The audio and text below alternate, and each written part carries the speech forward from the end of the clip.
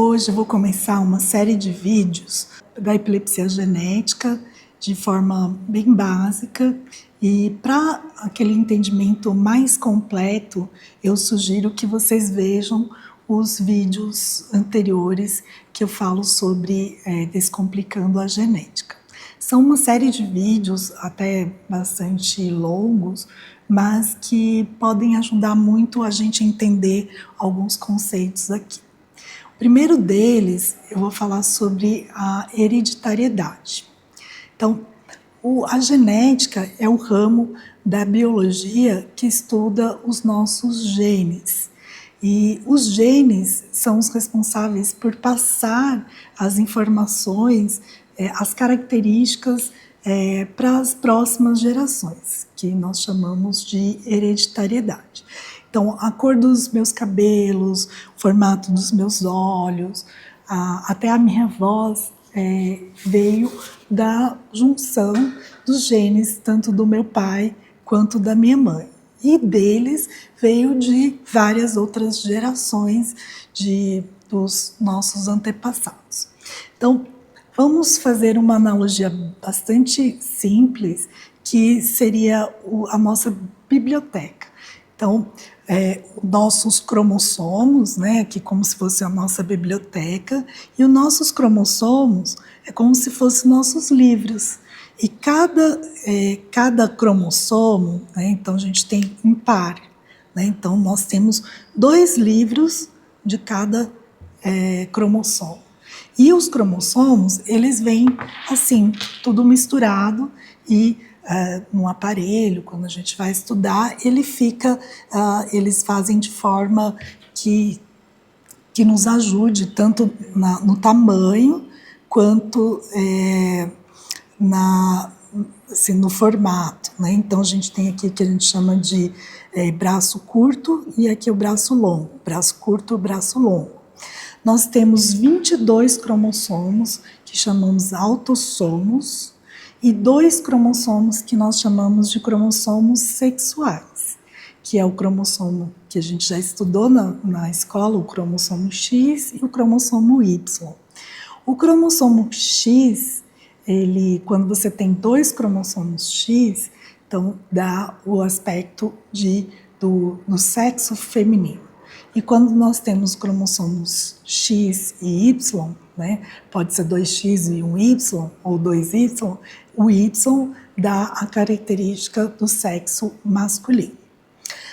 Vamos lá. Nesses cromossomos aqui, cada cromossomo desse tem uma série de genes, que são aquela sequência de DNA que vai dar a característica.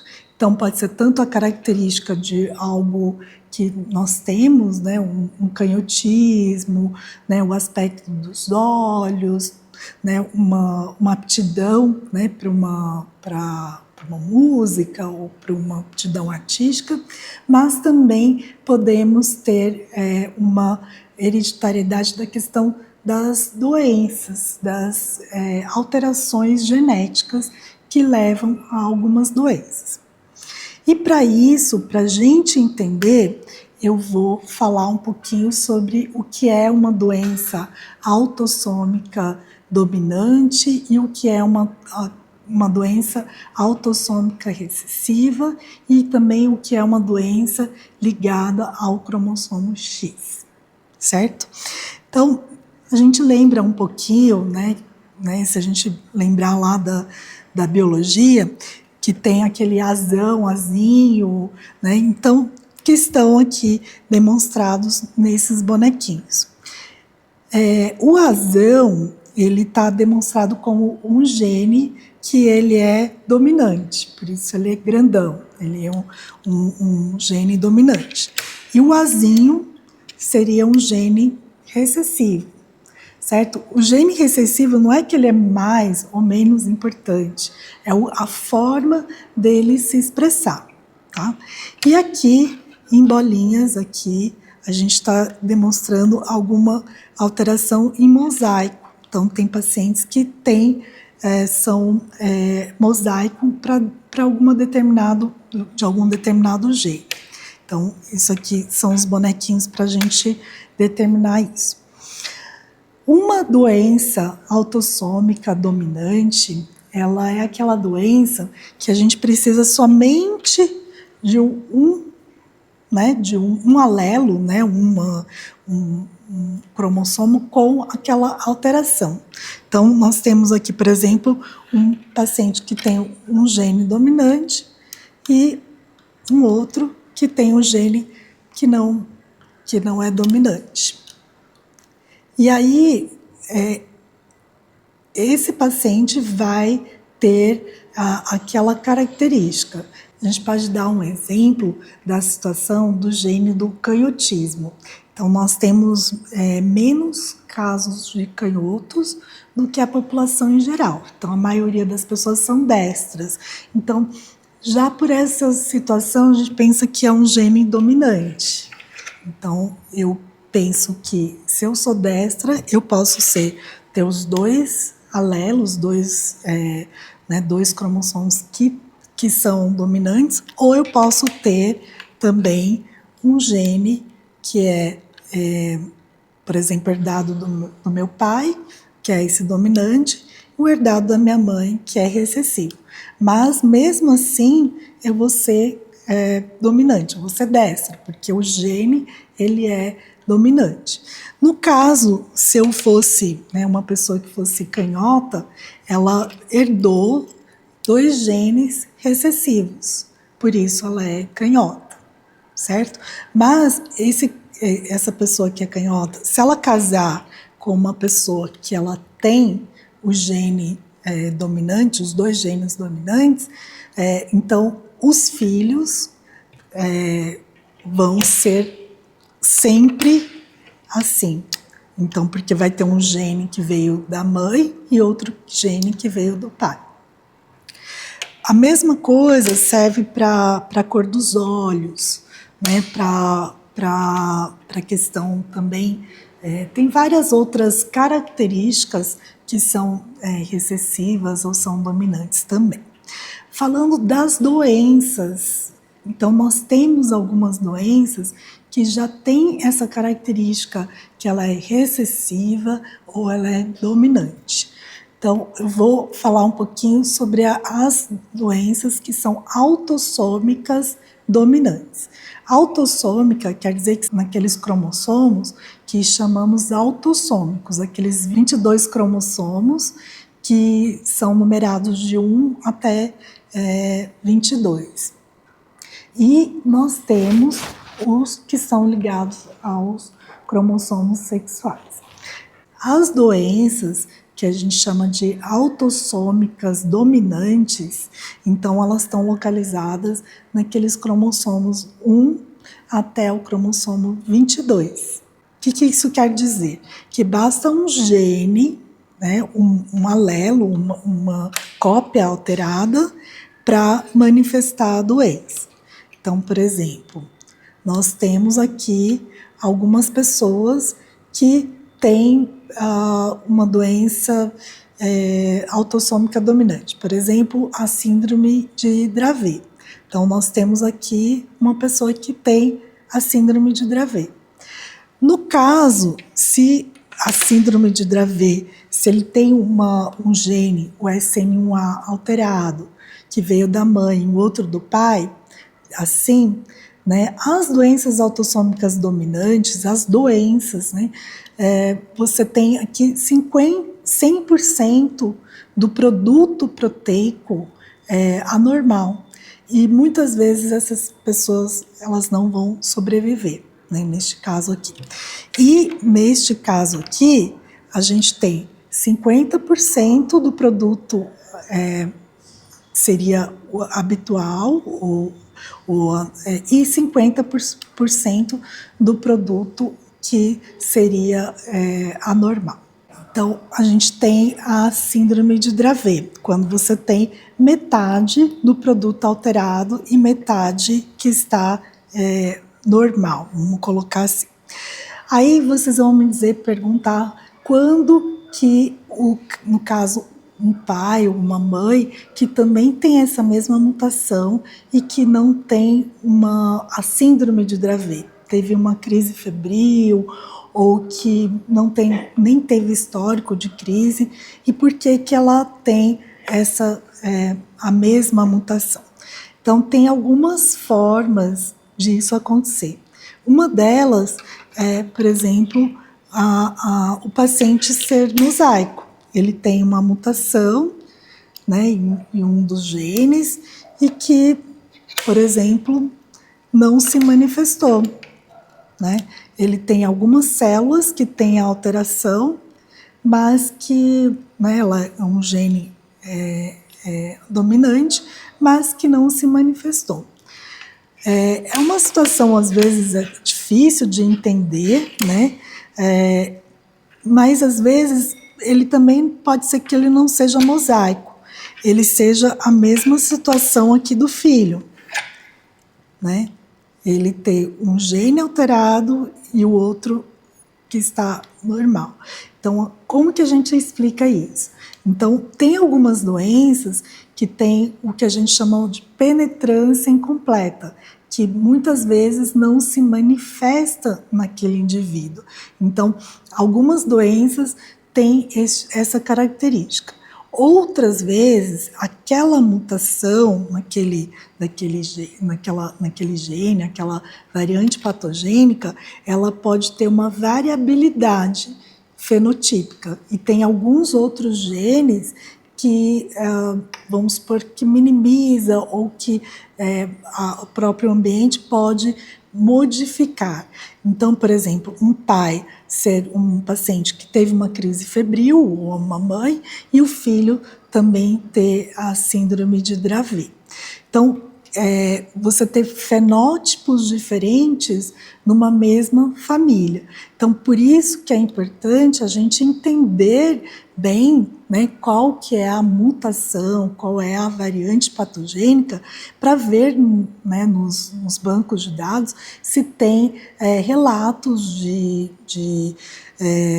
hereditariedade, né, que a gente chama de transmissão, e não ser uma situação que a gente chama de mutação de novo, uma mutação, neste caso aqui, que foi herdada. Então, muitas doenças, elas podem ser que a gente chama de herdadas. Então, pode ser herdadas tanto do pai quanto da mãe, e que a gente, sempre que possível, era sempre bom, né, nessas doenças autossômicas dominantes, fazer também o teste dos genitores, que seria o pai e a mãe. Caso falte, não tem nem o pai ou a mãe, criado pelo avô, avó, ou a criança foi adotada, muitas vezes a gente não vai saber se é uma mutação de novo ou não. A mutação de novo é aquela que acontece só naquele indivíduo e não tem casos anteriores. Vamos passar para as alterações das doenças que a gente chama doenças recessivas, né? As doenças autossômicas recessivas.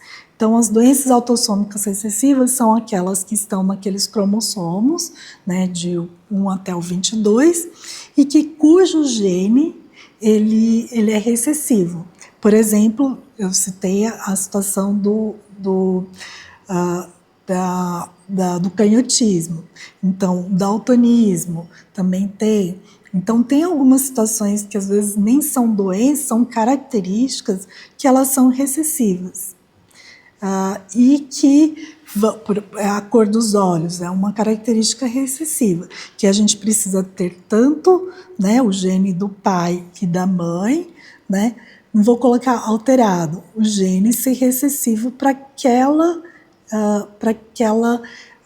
característica, que pode ser uma característica, por exemplo, a cor dos olhos, ou pode ser uma característica a doença. Então, por exemplo, a doença, vamos colocar a doença do WWOX. Então, é uma doença que nós sabemos que ela é recessiva e que algumas vezes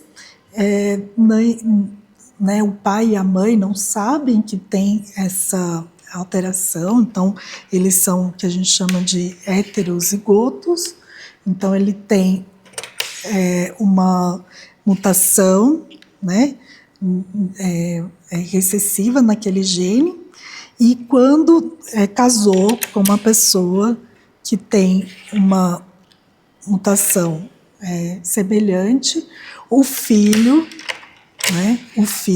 acabou nascendo dessa forma. Então, são 25% de chance de ter um filho com essa característica.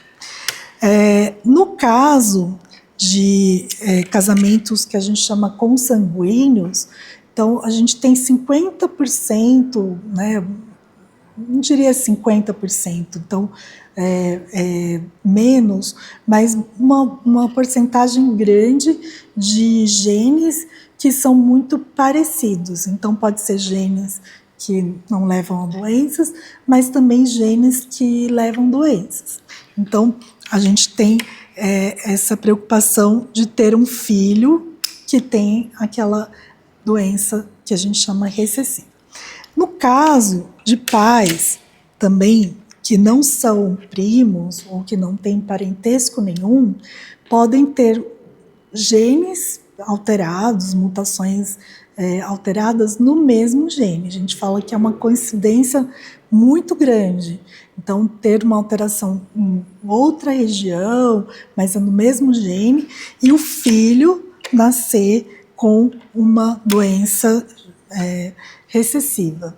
Então, neste caso, a gente chama de heterozigose composta, que o pai tem uma mutação no mesmo gene, numa região diferente, numa localização diferente, e a mãe também. E aí acaba tendo o filho com uma doença recessiva. No caso da hereditariedade, o filho, né, um próximo filho, também vai ter 25% de chance de nascer com aquela doença. Como que a gente pode evitar? Então, hoje nós temos o que a gente chama de fertilização in vitro. Então, a gente pode pegar algum embrião, um espermatozoide, um óvulo, que não tenha aquela alteração. Né? Então, isso é um caso mais complexo, tudo que precisa ser visto com um geneticista. Então, o geneticista vai fazer essa avaliação e pode, porventura, né, fazer esse pedido, né, no caso de uma fertilização. A outra forma, né, de doença, de hereditariedade, são doenças que a gente chama ligadas aos cromossomos sexuais. Então, a menina, ela vai ter um cromossomo X vindo da mãe e um cromossomo X vindo do pai. No caso do menino, ele vai ter um X que veio da mãe e um Y que veio do pai. Então, tem algumas doenças ligadas ao cromossomo X que podem manifestar mais em meninas, como a síndrome de Rett, e algumas doenças que podem se manifestar também mais em meninos. Porque o que a gente chama assim, que a menina, como ela tem um cromossomo X a mais, né, ela pode não manifestar aquela doença. Se for uma doença que a gente chama doença ligada ao X recessivo. Atualmente, a gente não tem usado muito recessivo, doença ligada ao X recessivo ou dominante, porque tem várias outras alterações, condições que podem alterar isso. Então, a gente chama mais ligada ao X. Então, depende da forma que aquela doença se manifesta. Então, tem doenças que, por exemplo, a doença de Menkes, por exemplo, ela só manifesta em meninos, porque as meninas, elas são o que a gente chama de portadoras, porque um cromossomo, um alelo, né, um gene somente alterado, ele vai fazer 50% do produto proteico.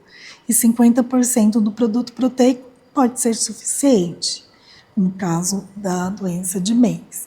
E as doenças recessivas em meninos, como ele tem somente um X que é alterado, ele vai manifestar a doença, que é a doença de Mengs, por exemplo. Eu sei que esse assunto é bastante árduo, não é fácil, é difícil, então, às vezes, né, os conceitos vão vindo aos poucos e a gente vai abordar esse assunto outras vezes, pode ser que fique mais claro para quem está assistindo.